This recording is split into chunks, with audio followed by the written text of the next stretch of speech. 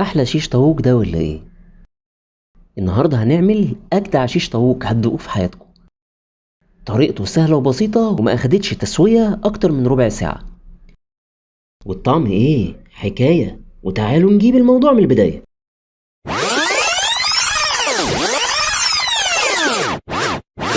اول حاجه هنجيب نص كيلو صدور مخليه، وبعدين هنبدا نسن السكينه بتاعتنا وهنبدا نقطعها مكعبات، ونقطعها بسرعه بالشكل ده. هنحطها في بوله غويطه، وبعد كده هنبدا ننزل عليها بكوبايه زبادي، وبعدين شويه ملح، فلفل اسود، وهنحط كيس تتبيله الشيش طاووق، شويه ورق لوري مطحونين، وشويه بابريكا، وعليهم نص ليمونه اللي في باب التلاجة طبعا. وبعد كده هنقلبهم كويس جدا. هنحط عليهم شويه زيت ونقلب تاني كويس قوي، وبعد كده وهنسيبها في التتبيله لمده ساعتين، وبعد كده نبدا نحطها في الاسياخ. هنبدأ نجهز بقى بقية المكونات. هنجيب بصلاية كبيرة متقطعة مربعات، وفلفل ألوان، انتوا عايزين أحمر أخضر أصفر أي لون عندكم مفيش أي مشكلة. وهنبدأ نحط في السيخ شريحة فلفل وشريحة بصل وشريحة فراخ، شريحة فلفل وشريحة بصل وشريحة فراخ، أي ترتيب زي ما انتوا عايزين، المهم تكون بالجمال ده. وبعد كده هنبدأ نجيب صينية ونحط عليها شبكة ونرص الشيش بتاعنا واحدة واحدة بالشكل ده.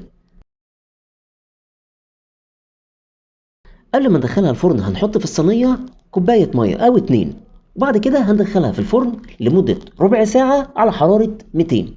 بعد ربع ساعة جستها وكانت شكلها تحفة بالشكل ده. مم. ريحتها جنان. هنبدأ نطلعها، وكنت جهزت شوية بطاطس محمرة. هنبدأ نرصها في الطبق بتاعنا. الفراخ شكلها جوسي قوي قوي، شكلها جامد جدا، وريحتها جبارة. مم. شكلها تحفة تحفة يا جماعة. انتوا لازم تجربوا الطريقة دي، طريقتها جامدة جدا وسهلة قوي. ويلا بينا ندوق. ناكلها منين بقى؟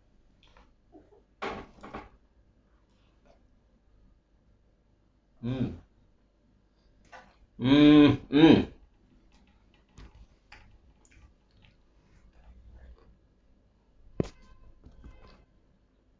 ايه ده؟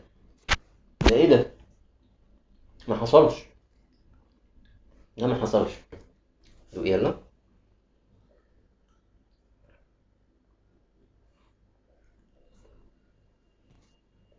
مم.